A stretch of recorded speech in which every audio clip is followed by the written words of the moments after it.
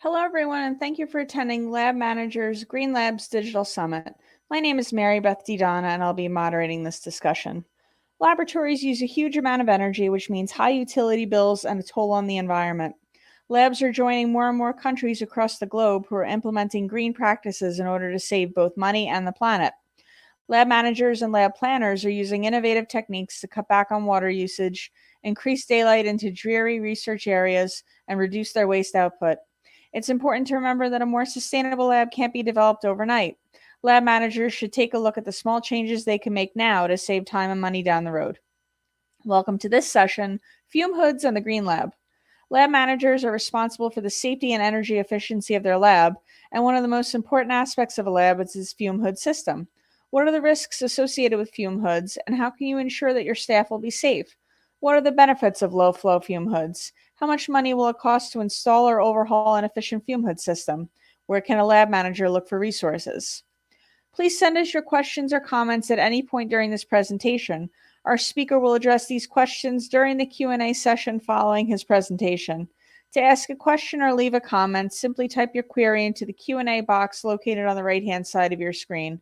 We will try to address as many questions as possible during our time together, but if we run out of time, I will forward any unanswered questions to our speaker, and he can respond to you directly if possible.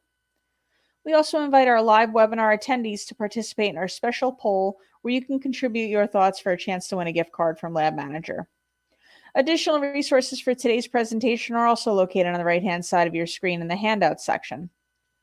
The Handouts section also includes more information about our Lab Manager Academy management courses, as well as Lab Manager's return to live events with our in-person Leadership Summit on May 16th through 18th in Baltimore, Maryland. I would like to remind you that the recording of this webinar will be available for free on-demand viewing after the conclusion of this event. I would also like to extend a special thank you to our sponsors, whose support allows Lab Manager to keep these webinars free of charge for our readers. So with that, I would like to introduce you to our speaker for this presentation. Victor Neuman, PE, is a professional engineer specializing in energy conservation and safety in fume hood laboratories. He is vice president of fumehoodcertified.com, which troubleshoots problem fume hoods and also trains all stakeholders in green labs and safety. Victor has designed over 108 laboratory building mechanical systems over the last 39 years. He is also a certified energy manager. He has co-authored ANSI Z9 5 2022 laboratory ventilation, as well as the CAL OSHA fume hood standard and the new California State Building Code on energy conservation and fume hood labs. Victor, thanks for joining us today. Mary Beth, thanks for inviting me here today. It's a privilege to be part of the Lab Manager Green Lab Summit. I'm Victor Neuman, and I'm going to be presenting on fume hoods and the Green Laboratory. So I won't recite every wonderful thing I've done in a 39-year career in laboratories, lab ventilation, lab safety, and fume hoods, but it's a lot. But really, I have a passion for fume hood safety and for green labs. Okay, so we'll start addressing the tension between safety and energy use. We'll talk just a little bit about fume hood safety, but the main presentation will be 4 methods to green your fume hood labs. So when I started in 1983 as a lab building designer, energy conservation, being a certified energy manager, green labs were my first concern. But after starting design and continuing on design more than 108 laboratory buildings, I could see that we had to protect the lab building occupants, the fume hood users, and really everybody around the lab, and then we could green them. Safety first. So my number 1 safety and green lab tip: close the fume hood sash. When you're done at the hood, close the sash.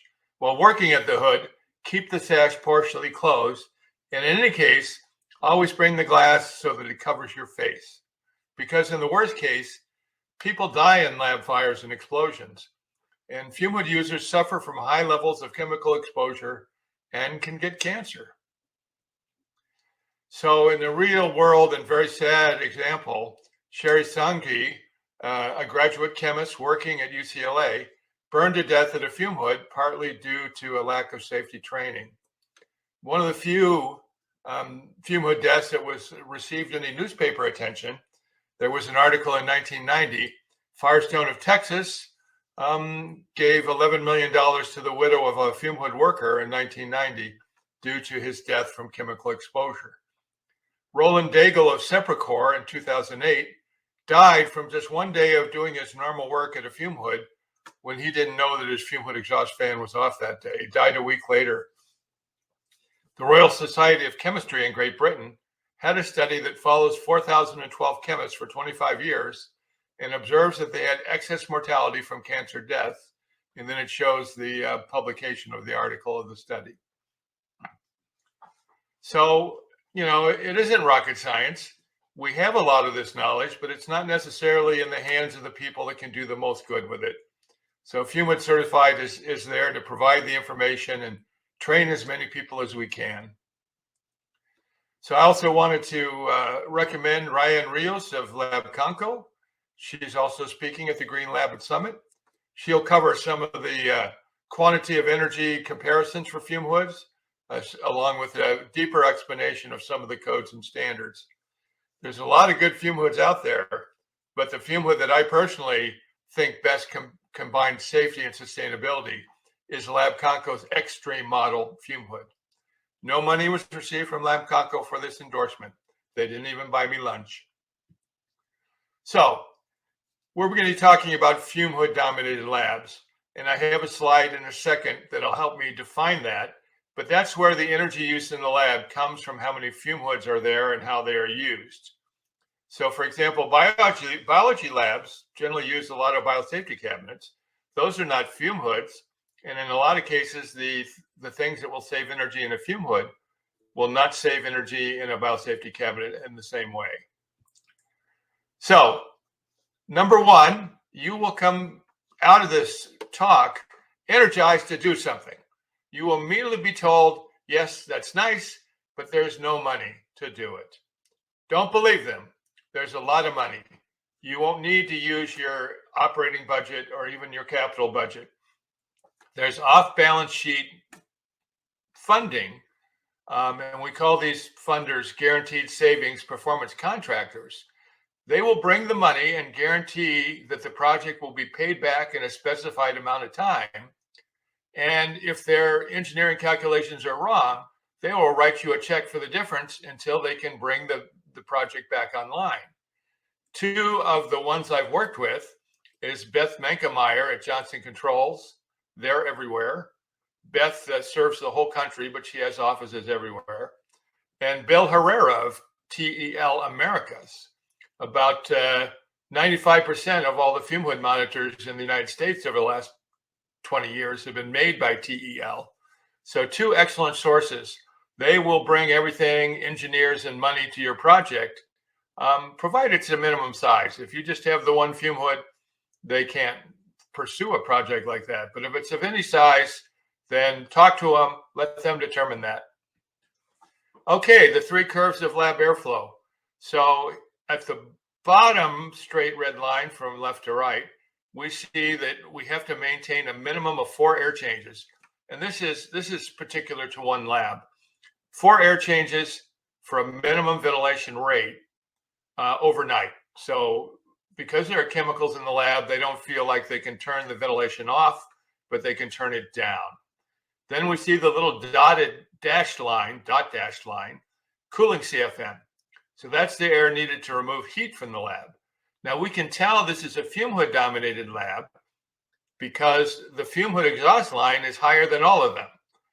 If it was lower than the minimum ventilation, daytime or nighttime, there'd be no energy potential.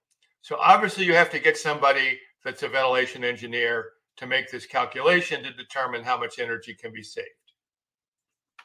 So here are 4 strategies. Reduce the fume hood velocity from 100 feet per minute to 60 feet per minute. Now we've always had some fume hoods at 60 feet per minute, but the manufacturers have made hoods to operate more efficiently, and about 10 years ago made a big switch to the lower face velocity. 2, if you have constant volume fume hoods, convert them to variable. 3, reduce lab air change rates, and these strategies are all 10 to 40 years old. 4, convert constant volume fume hood exhaust on your roof to variable volume. And we'll be talking about each of these. My last slide in the discussion period directs you to fumehoodcertified.com, where basically anybody that goes to the website can have a 20-minute confidential discussion or evaluation of what they think their situation is. So if you have a confidential problem, you may not want to discuss it in the Q&A, but you can go online and we'll make an appointment with myself or somebody else with 40 years experience in labs to talk about it with you. Okay, green lab strategies. Number 1, reduce from 60 feet per minute from what was previously 100 feet per minute. Should have no effect on the users. In fact, if done right, can improve safety and reduce energy more than 50%. Now, some people have recommended that, yes, we can save energy if we cut out the number of fume hoods, if we make them smaller, if we block the sash with different devices, but that's not how you want to use the hood. I want more hoods out there because each hood can contain a fire or explosion or reduce chemical exposure. So I don't want to give you less to have this happen. So to work, fume hoods need to draw in room air and exhaust it safely outside the lab building. The measure of how much room air is exhausted is called face velocity. We know the geometry of the face of the hood. If we know how fast it's going in the hood, we know how much air the hood is using.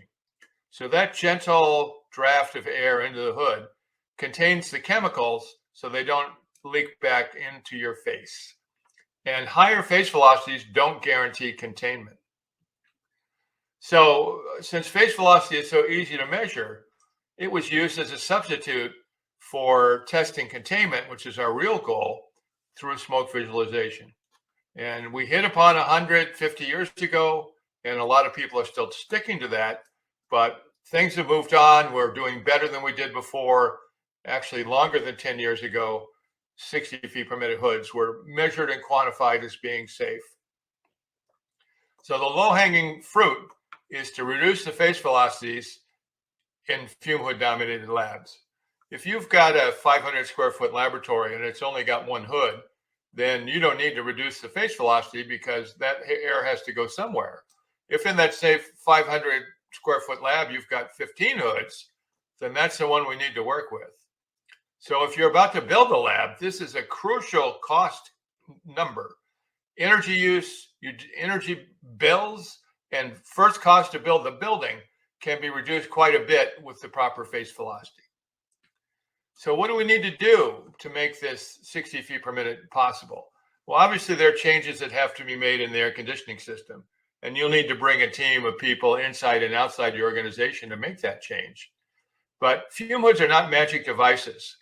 Like a respirator being properly fitted, a fume hood user needs to be trained because about 15 to 25% of fume hood accidents are bad operator mistakes.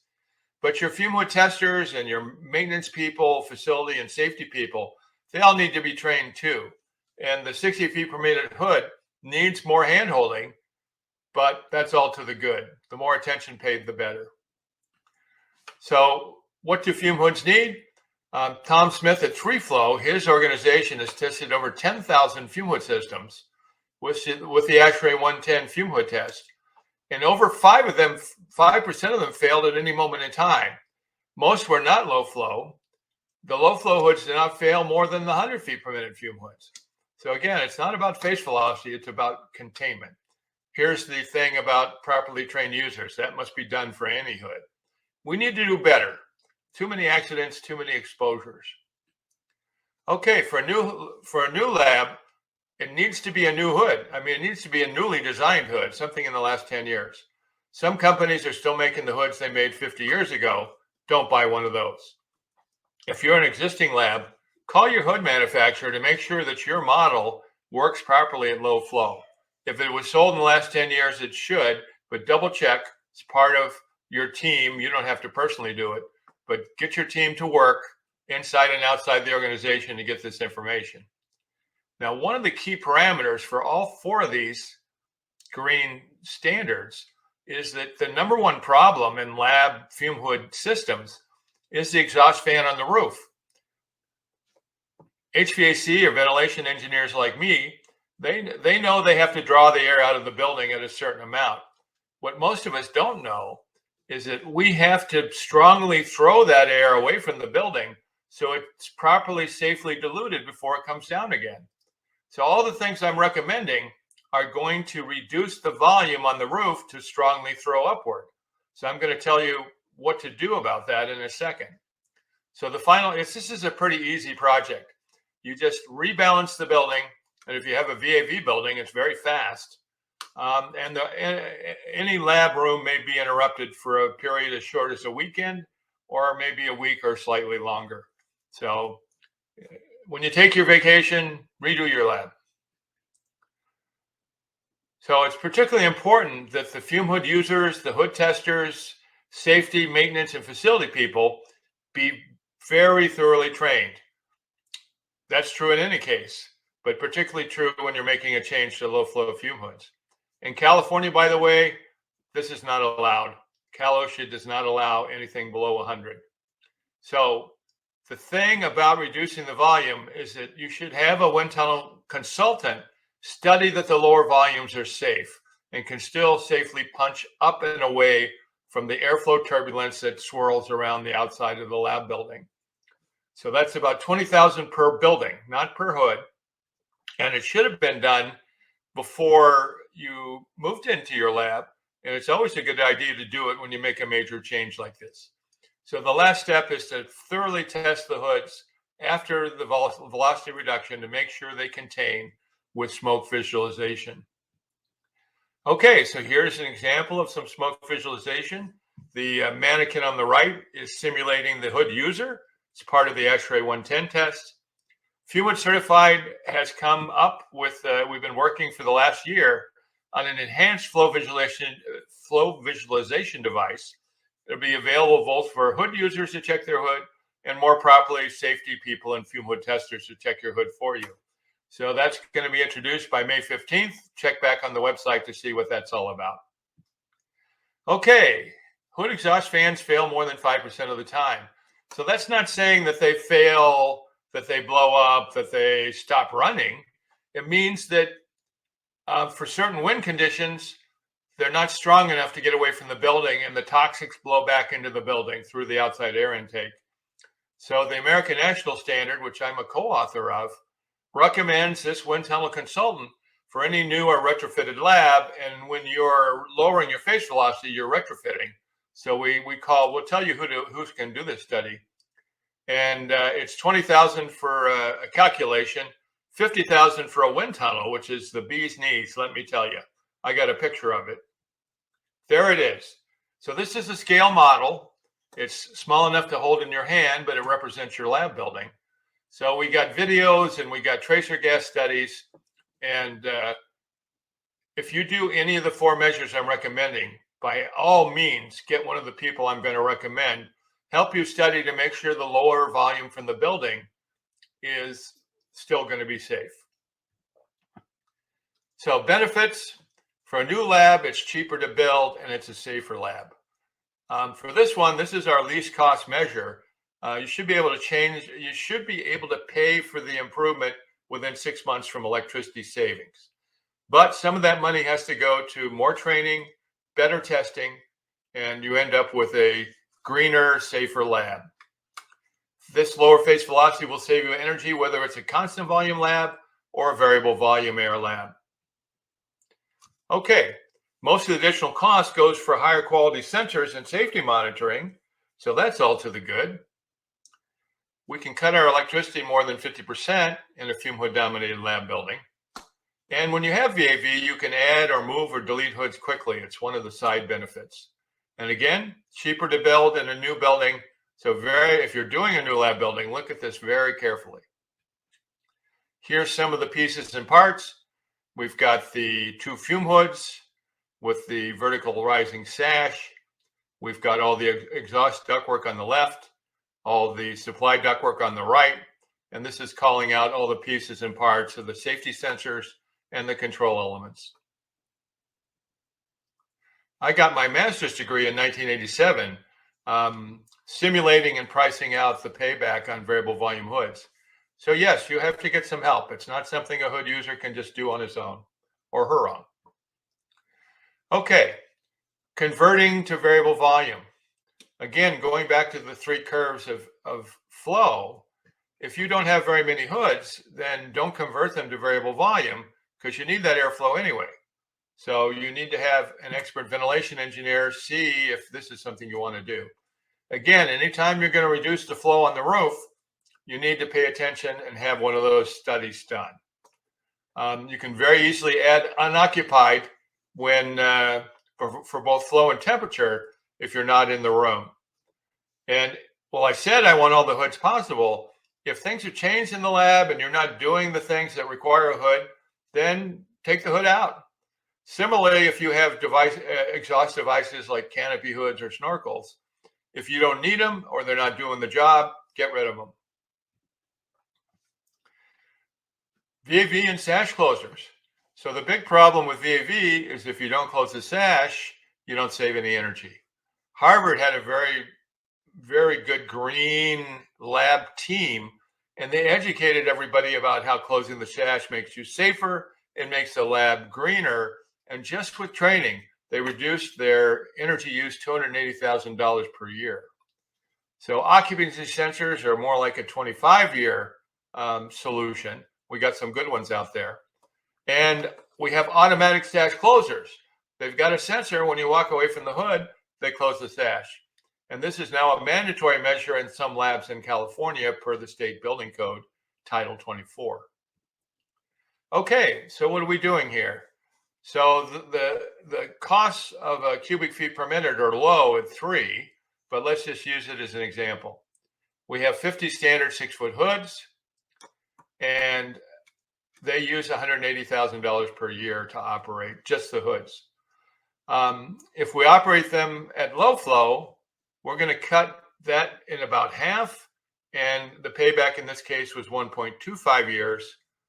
And we can cut it by 2/3 if we go to VAV, and we get a less than a 3-year payback. So it's saving a lot of electricity, saving a lot of greenhouse gases.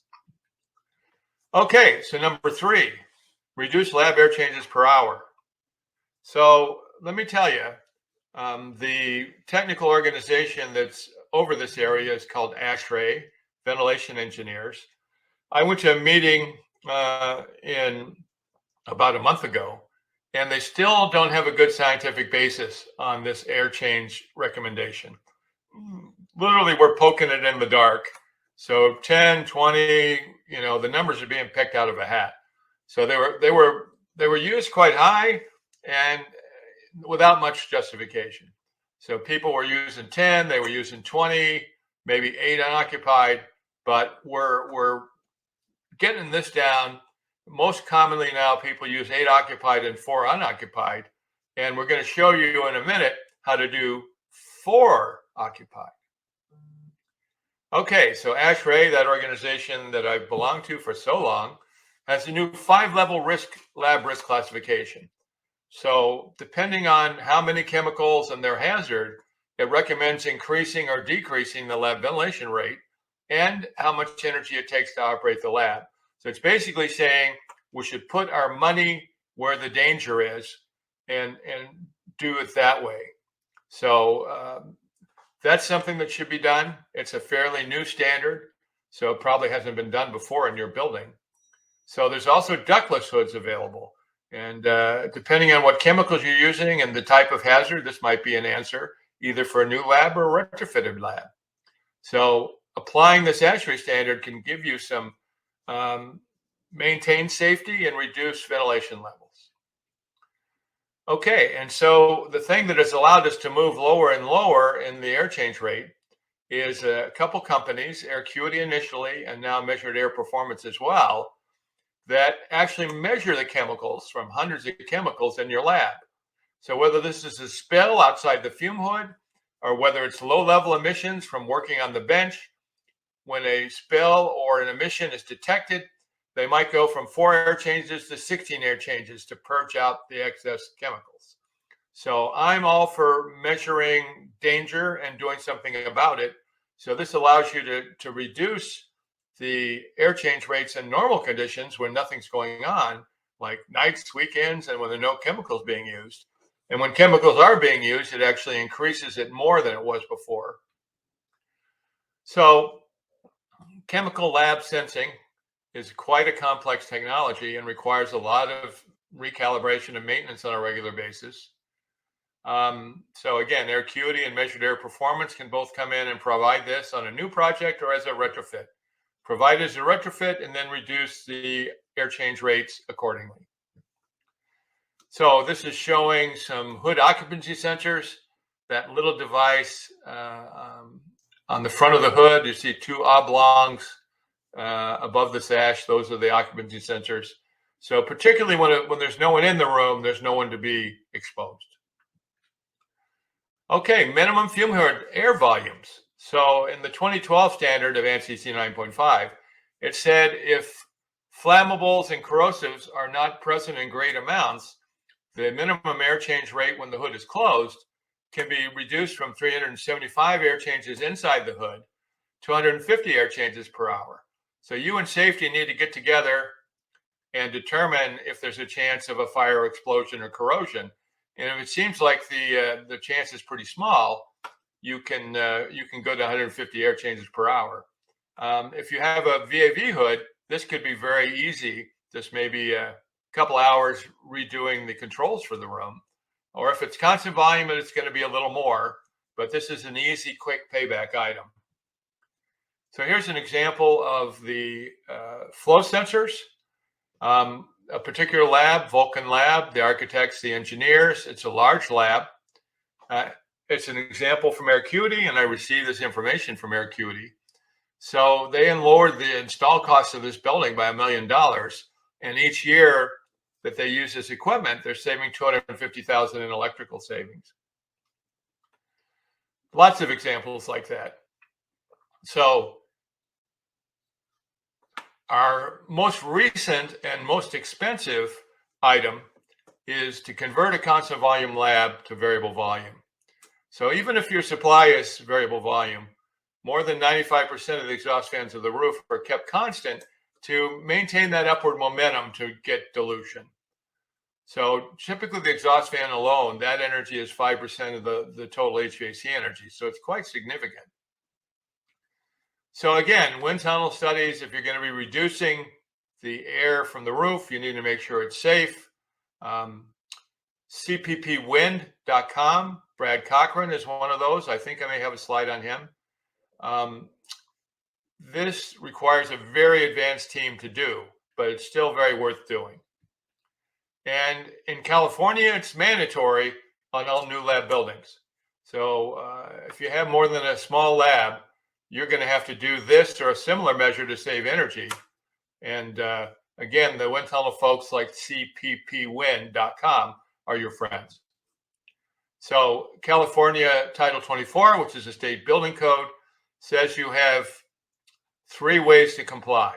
You can have very efficient fans that use very little energy. Those are hard to come by.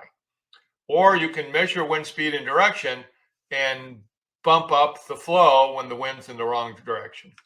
Or you can actually measure the flow, measure the chemicals in the flow of the exhaust, and when they get to be too great, then you bump up the flow. So Air Acuity and Measure Air Performance, the same ones that measured chemicals in the lab, also measure them in the fan. Okay, here's some references for you. I highly recommend Lab Manager Magazine. Couldn't do but that. I2SL.org, the International Institute for Sustainable Labs, has publications on everything that I've talked about. They're free on the website. They're written by hundreds of professional volunteers. Again, ANSI C9.5, and we've switched over from AIHA. Actually should read ASSP, fine organization. ASHRAE 110 tells you how to test hoods with both smoke, phase velocity, and tracer gas. The National Fire Protection Code for labs. OSHA has very little to say about lab safety. Realize it's a very complex area. They just say, do it safely or we're going to fine the heck out of you. Again, ASHRAE.org. If you're in ventilation end of things, they have a lot of publications, including fume hood testing. The most advanced building energy for labs is the California 24 building code, and of course, my own company, fumehoodcertified.com. So we have a lot of ways, as we've talked about, to green the lab. They all require a team of experts, and those experts can bring the money to the table. Never let money be a reason why you don't increase safety in green labs. So I just read something yesterday that said, you think safety is expensive? Try to pay for an accident. Okay, so one of the things we've done at Fumehood Certified is that anyone that goes to our website that has a Fumehood problem or question, they can get a 20-minute discussion free with me. We'll schedule a time from the website, or one of our other experts that has 40 years of experience. So I think with that, we go to questions and discussions. All right, great. Thanks very much, Victor, for that wonderful presentation. And we'll put Victor's contact information up on the screen here if you'd like to reach out to him after this webinar is over. So at this time, we are ready to move into our question and answer session with the audience. So for those of you who may have joined us late, here's a reminder. You may submit your questions and comments by typing them into the Q&A box located on the right-hand side of your screen. We'll have a record of your email address, so if we don't get to your question today, it'll be forwarded to Victor, and he can perhaps get back to you offline. I'd also like to remind you that the Handouts tab is also on the right-hand side of your screen. It has information under that tab about our upcoming live leadership summit in Baltimore this May, and our special discounted early bird ticket rate ends on February 18th, which is this Friday, and a ticket purchased by February 18th will also enter you into a special raffle to win a free Lab Manager Academy training course, so don't miss out on that. Victor, so again, thanks for a great presentation. If you're ready, we can move on to the Q&A. Is that okay with you? I'm ready. All right, perfect. Okay, so our first question from the audience here is, I noticed that my hood does not have a sticker telling me the last time my hood was inspected. Is that important? Couldn't be more important. So ultimately, I want to put as much responsibility for people's safety into their own hands. So having the sticker date, having a sticker saying it was tested, and then having it updated twice a year or once a year means that if you have that there, then you can go to the responsible person in safety and say, listen, my sticker's out of date. I need to have that hood checked. Something could have gone wrong. It's like these are not like the old Ford cars that can go 20 years without a tune-up. These need their annual check. And if you have a sticker, then you can be part of the system to make sure it's checked. All right, great. Thank you. Let's move on to the next question from the audience. I washed my hood during its annual inspection and no smoke was used. Should I insist that this be done? Yeah, I mean, if it was my life, I'd insist. Let me give you an example, and I won't use any names. A guy came up to me and said, I'm the facility director for a small college that has 14 fume hoods. They've been operating for 8 years when I came on board, and they were operating backwards. So obviously they probably had the proper velocity. It was just in the wrong direction. And smoke makes sure that doesn't happen. I mean, that's a real life example. He practically knocked me off my feet when he said they were blowing in your face rather than sucking around you and out the building. Okay, great. Thanks. Here's another question that says, could you tell us a little bit more about getting the money to do Green Lab upgrades? Yes. So this is something that has been going on for 20 years. Honeywell does a lot of it. My old company, Schneider Electric, did about $500 million a year in this. And it's not just laboratories. Basically, any nonprofit can look forward to anything with a 10-year payback or better that's at least $20,000 or $50,000 in gross amount. You can get one of these contractors to come in and do it for you. People like the University of North Texas have done more than $50 million worth of these projects. And in the things that I've talked about, you easily have met the payback limit, and it doesn't take very many hoods to get over 20 or 50,000 for some of the measures there. So performance contractors, guaranteed savings, there's zero risk to the university. They come in with a financial institution, they make you a lease on the equipment, and if they're not meeting the goals that they set, they will write you a check for the difference. So they take the risk, not you.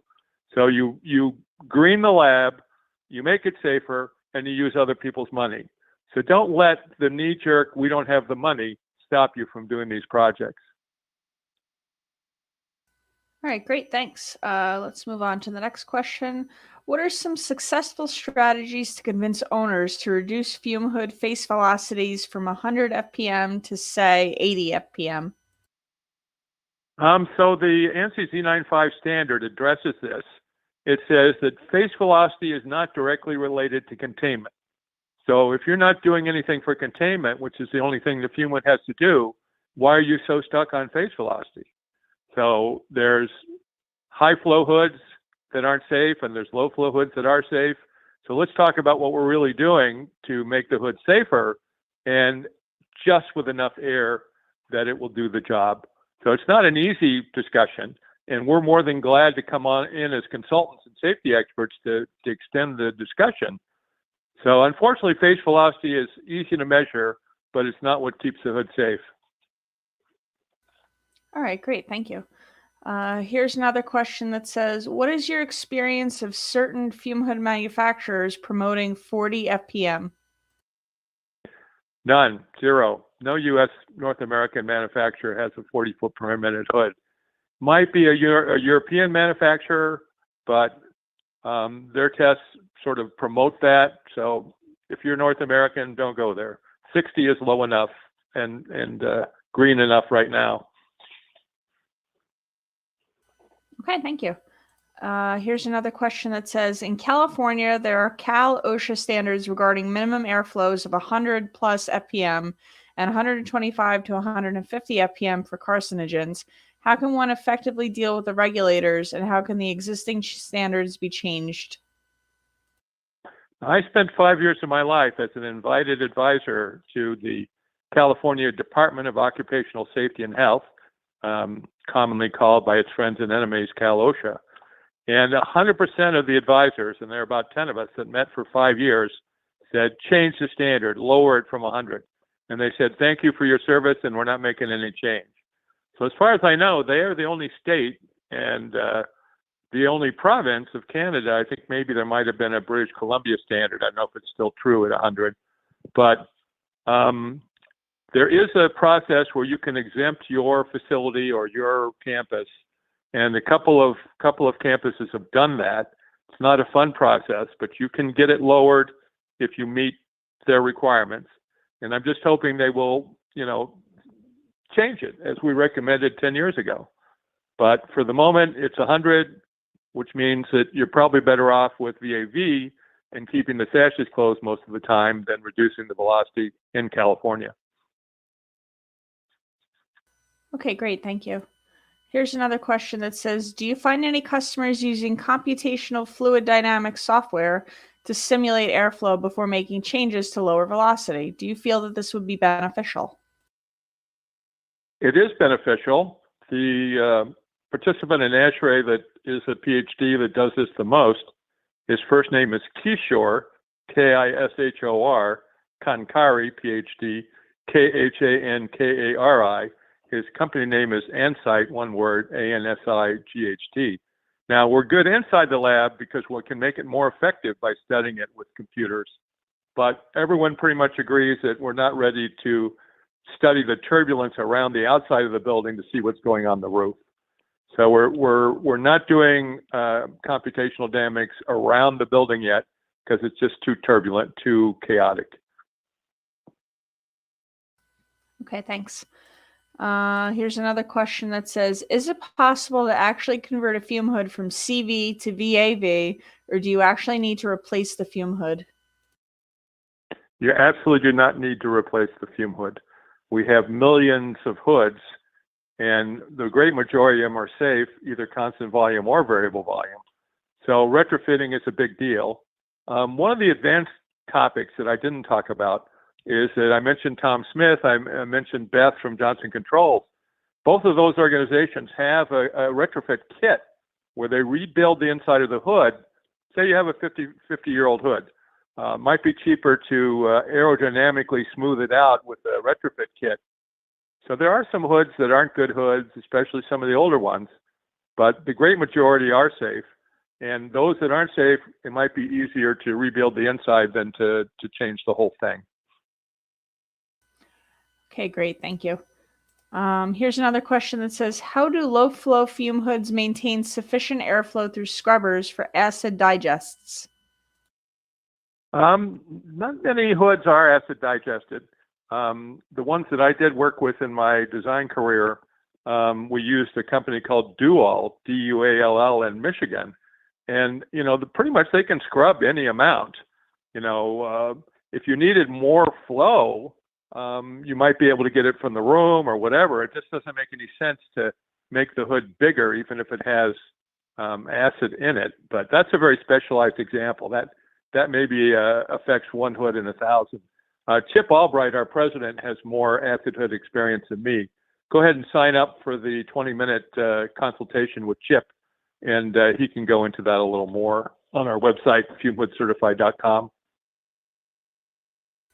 Okay, great. Thank you. Here's another question that says, just using proprietary air acuity type VOC sensors to reduce lab ASHRAE rate does not guarantee safety. CFD modeling has confirmed that a spill can occur in one corner and a VOC sensor is installed in another corner. Many times the VOC sensor may not sense the hazard appropriately. Do you agree? I agree. First of all, there's nothing about fume hoods that guarantee safety. My old boss, Earl Walls, the genius of lab design that's now passed away in his 80s, used to say, hey, if you need to guarantee safety, use a glove box, much safer than a hood. Well, we don't need that level of safety. So the way I would pose that problem is it might not see a spill in some part of the lab, but if I don't have a sensor, I won't see anybody's spill.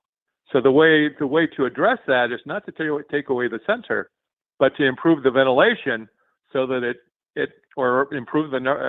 put in more sensors.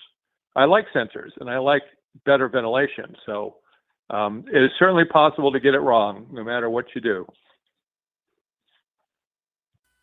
Okay, great. Thanks. We have a lot of time left here for questions, but I know there's a lot of questions. So, if you're running short on time, Victor, just let me know. Otherwise, we'll keep going.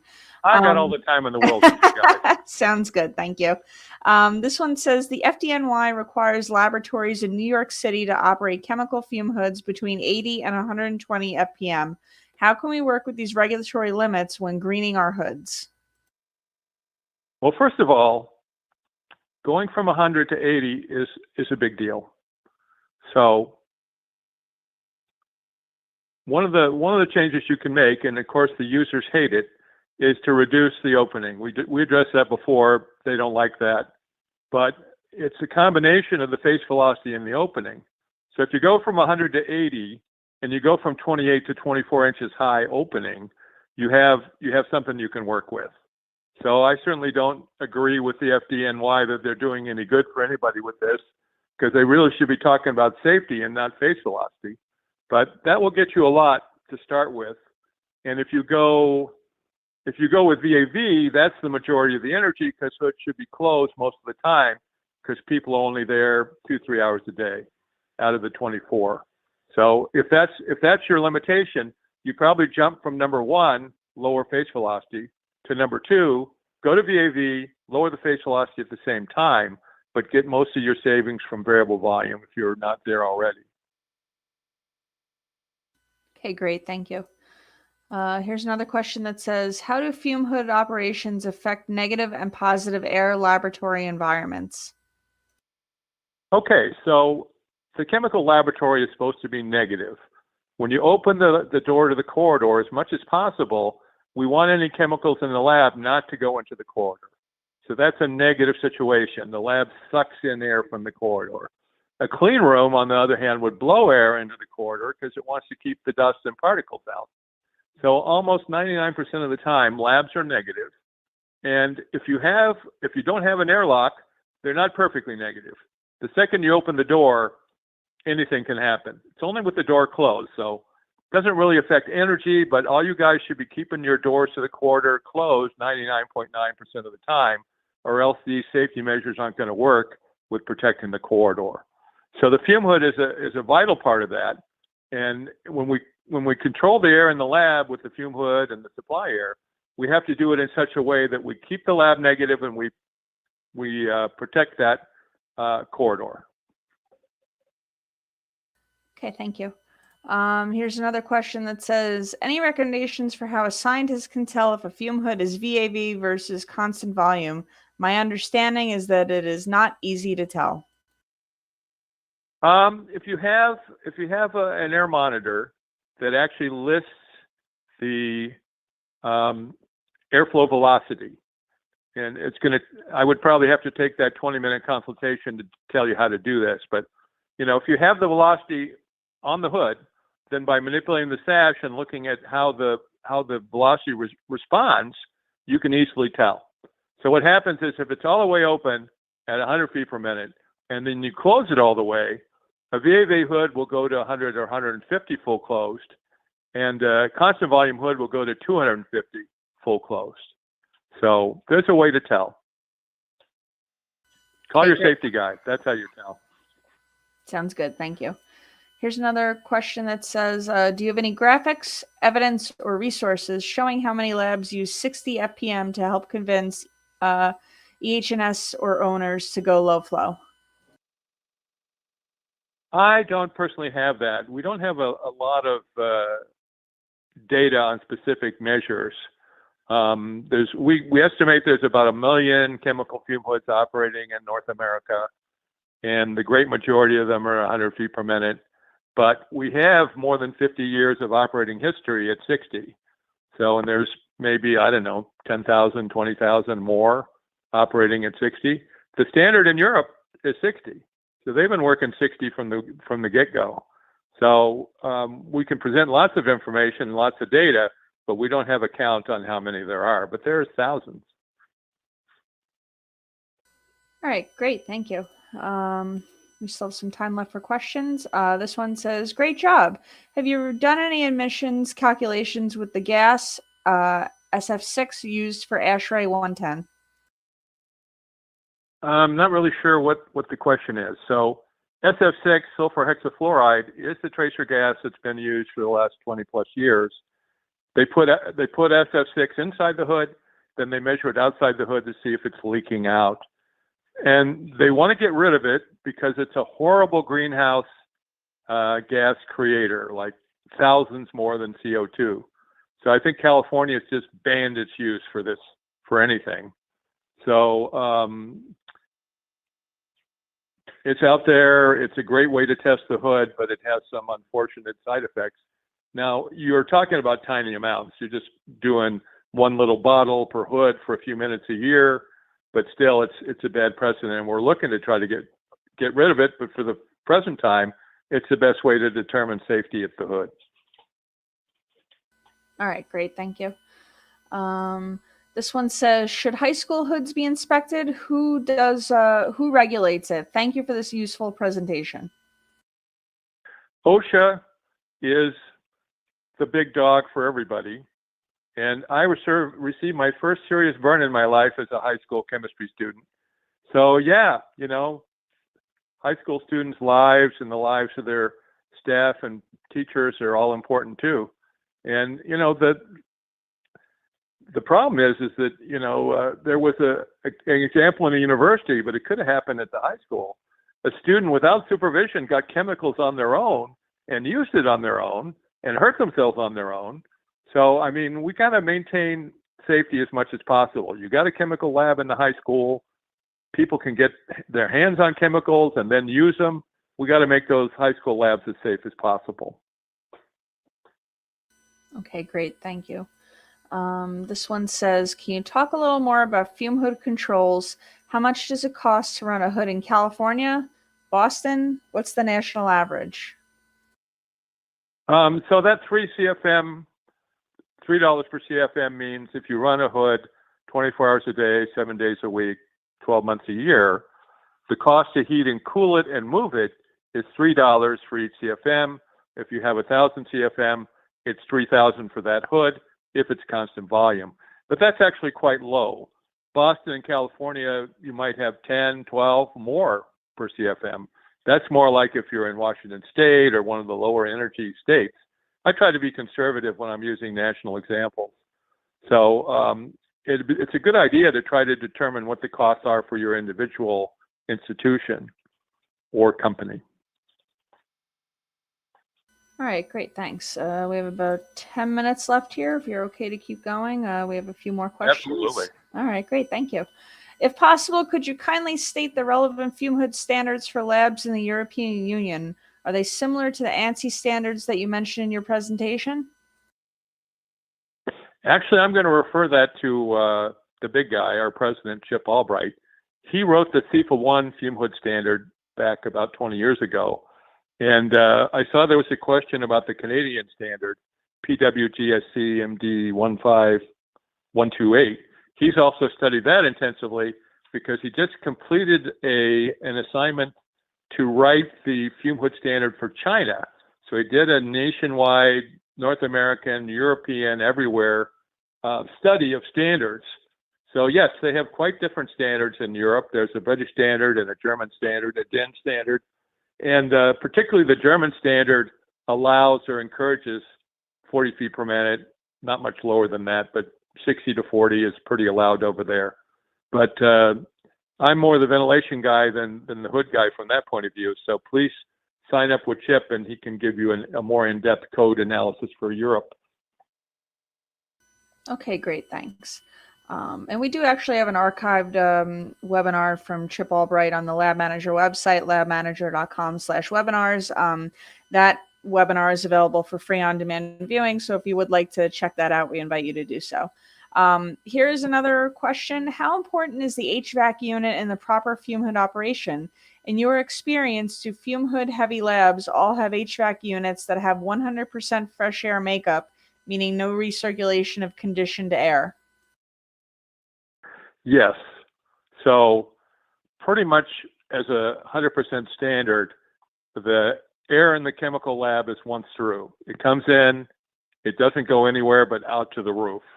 Now, there's some exceptions to these, but obviously you should get an expert to tell you if the exception's okay. It's for the first 80% of you, the answer is yes, we don't take that air anywhere. So so when I said that the lab was negative, that means that there's more air exhausted than supplied. So we need to pull in air from the corridor, and that's kind of neutral air. That's to encourage the flow of air from the corridor into the lab so no chemicals get away. But for the most part, we don't recirculate. There's no return air. We just take it in and throw it away as fast and as far as we can. All right, great. Thank you. I think we have time for about 3 more questions here. In your presentation, you mentioned a couple times going from 100 to 60 FPM results in a safer hood. Can you please explain what are the variables of containment in ANSI Z9.5 as opposed to face velocity? Okay, so face velocity is not a predictor of safety. So there's too much reliance on the 100 feet per minute, and it's very expensive.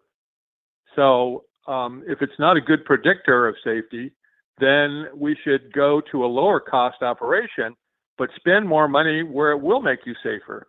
User training, inspection and safety, better maintenance, better monitoring. That's what I was trying to say. Spend the money where it will make you safer, not just make the people at Cal OSHA happy. Okay, great.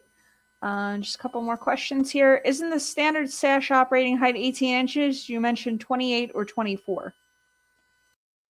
There is no standard operating height. So that's an important criteria that has to be determined by how you're using the hood.